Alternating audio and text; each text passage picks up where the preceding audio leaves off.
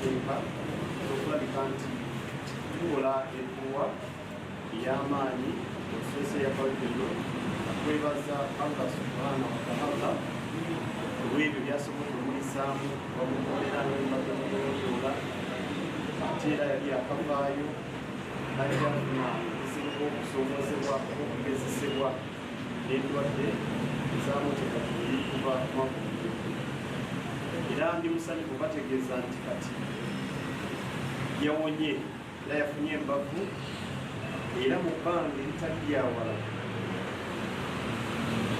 tugenda kuba tumulabako lwetegekeddwa genda okubeereko mamboga ngenda kuva omwezi 15 omwezi ogw'ekumirogumu wano mu kabekuno era twagala okutwala omukisa guno mwenna okubayita bannakairebo kwamenya Honorable Ssegirinya akulembeze mu ddiini mukama waffe mu kibiina tutwala international platform buli yabadde ayagaliza Honorable Ssegirinya mpalika nti akomawo awekisa bannakairebo so n'olwo ebigambo ebyo era nsaba mukkirize nti nyanjula olukiiko ekyesigyeso mpaka beesi okulabika nti lukulemberamu enteekateeka.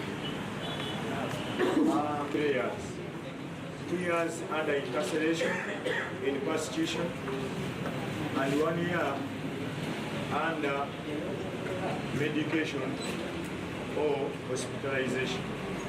We thank the doctors who have worked so hard to see to it that the Honorable Ssegirinya has a life.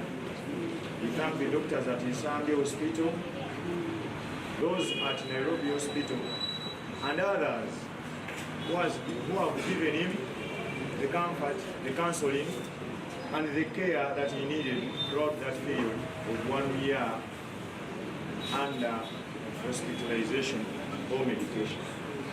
So, as his friends, brothers and sisters, we have made a program, we have made a choice to do a thanksgiving for the life of Honorable Ssegirinya. We have to thank the Lord because after 1 year under hospitalization, for us who have been visiting Honorable Ssegirinya when under medication, we reached a time when we lost hope. But now we have hope that he is alive and kicking. So we are going to thank the Lord.